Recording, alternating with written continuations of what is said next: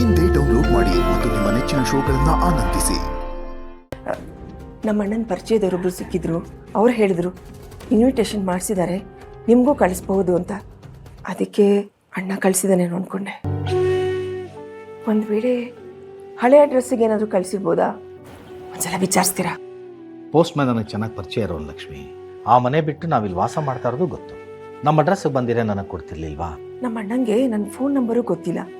ಇಲ್ಲಾಂದರೆ ಫೋನ್ ಆದರೂ ಮಾಡ್ತಿದ್ನೋ ಏನೋ. ಏನು ಮಾತಾಡ್ತೀಯ ಲಕ್ಷ್ಮಿ? ನೀನು ನಿಮ್ಮ ಅತ್ತಿಗೆ ಫೋನ್ ಮಾಡಿ ಮಾತಾಡ್ದೆ ತಾನೆ? ನಿನ್ನ ನಂಬರು ನಿಮ್ಮ ಅತ್ತಿಗೆ ಫೋನಲ್ಲಿ ಇರುತ್ತೆ. ಅವ್ರೇನು ಫೋನೇ ಮಾಡಬೇಕಾಗಿಲ್ಲ, ಅವರೇ ಬಂದು ಕರಿಬೋದಿತ್ತು. ಹೋಗಲಿ, ಯಾರ ಕೈಲಾದರೂ ಹೇಳಿ ಕಳಿಸ್ಬೋದಿತ್ತು.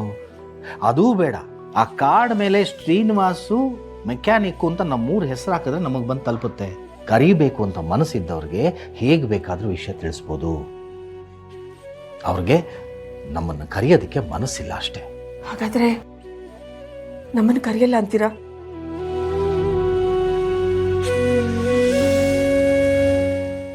ಕೂತ್ಕೋ. ನೋಡಿ ಲಕ್ಷ್ಮಿ, ನಿಮ್ಮ ಅತ್ತಿಗೆಗೆ ಅಣ್ಣ ತಂಗಿ ಒಂದು ಮಾಡಬೇಕು, ನಿಮ್ಮಿಬ್ಬರ ನಡುವಿರೋ ವೈಮನಸ್ಸಿನ ದೂರ ಮಾಡಬೇಕು ಅಂತ ಆಸೆ ಇತ್ತು.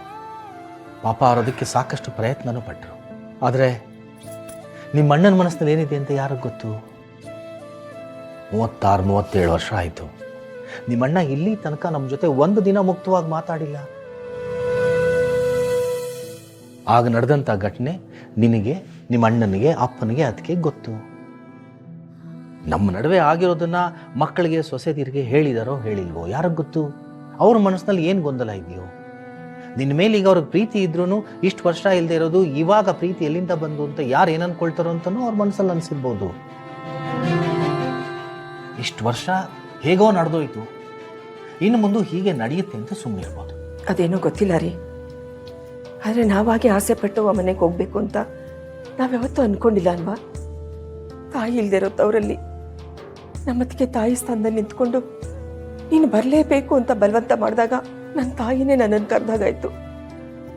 ಅದಕ್ಕೆ ಭಾಷೆ ಕೊಟ್ಟೆ.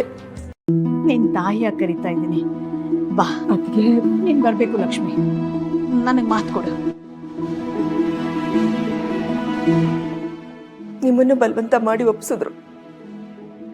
ನಾವಷ್ಟು ಖುಷಿಯಾಗಿ ಅಲ್ಲಿ ಹೋದ್ರೆ ಅಲ್ಲಿ ನಡೆದಿದ್ದೆ ಬೇರೆ. ಯಾಕೋ ರೀ, ಪದೇ ಪದೇ ನಮ್ಮ ಹಣೆ ಬರ ಸರಿ ಇಲ್ಲ ಅನ್ನೋದು ಸಾಬೀತಾಗ್ತಾ ಇದೆ. ಇಷ್ಟೊಂದು ಹತಾಶಲಾಗಬೇಡ ಲಕ್ಷ್ಮಿ. ನೀನು ನಿಮ್ಮಣ್ಣ ಸೇರೋದಕ್ಕೆ ಇನ್ನೂ ಕಾಲ ಕೂಡಿ ಬಂದಿಲ್ವೋ ಏನೋ? ಅಥವಾ ನಾವು ಅವ್ರಿಗೆ ಮಾತು ಕೊಟ್ಟು ಬಂದ ಹಾಗೆ ಮನೆ ಕಟ್ಟಿ ಗೃಹ ಪ್ರವೇಶಕ್ಕೆ ಕರಿಬೇಕು ಅಂತ ಭಗವಂತ ಆಡ್ತಾರೋ ಆಟನೂ ಇರ್ಬೋದು. ಅದು ಹಾಗಿರ್ಲಿ ರೀ. ನನ್ನ ಮನ್ಸಿಗೆ ನೋವಾಗ್ತಾ ಇರೋದೇನು ಅಂದರೆ ಅಂತ್ಯಕ್ರಿಯೆಯಲ್ಲಿ ಕೊನೆವರೆಗೂ ಭಾಗವಹಿಸಿ ಅವ್ರನ್ನ ಕಳ್ಸ್ಕೊಡಕ್ಕಾಗ್ಲಿಲ್ಲ. ಈಗಲಾದರೂ ತಿಥಿ ಕರೀತಾರೇನೋ, ನಮ್ಮ ಕೃತಜ್ಞತೆನ ಸಲ್ಲಿಸೋಣ ಅಂದರೆ ಅದು ಸಾಧ್ಯ ಆಗ್ತಾ ಇಲ್ಲ.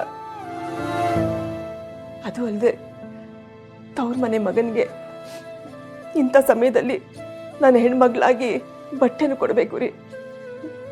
ಅದು ಸಾಧ್ಯ ಆಗಲ್ಲ ಅಂತ ಕಾಣುತ್ತೆ. ನೋಡು, ಕಾರ್ಯಕ್ಕಿನ್ನೂ 2-3 ದಿನ ಟೈಮ್ ಇದೆ. ಅವ್ರು ನಮಗೆ ಕಾರ್ಡ್ ಕಳಿಸ್ಬೋದು, ಇಲ್ಲ ಯಾರ ಕೈಲಾದ್ರೂ ವಿಷಯನಾರು ತಿಳಿಸ್ಬೋದು. ಬೇಜಾರು ಮಾಡ್ಕೋಬೇಡ, ಏನೋ ಒಂದು ಯೋಚನೆ ಮಾಡೋಣ.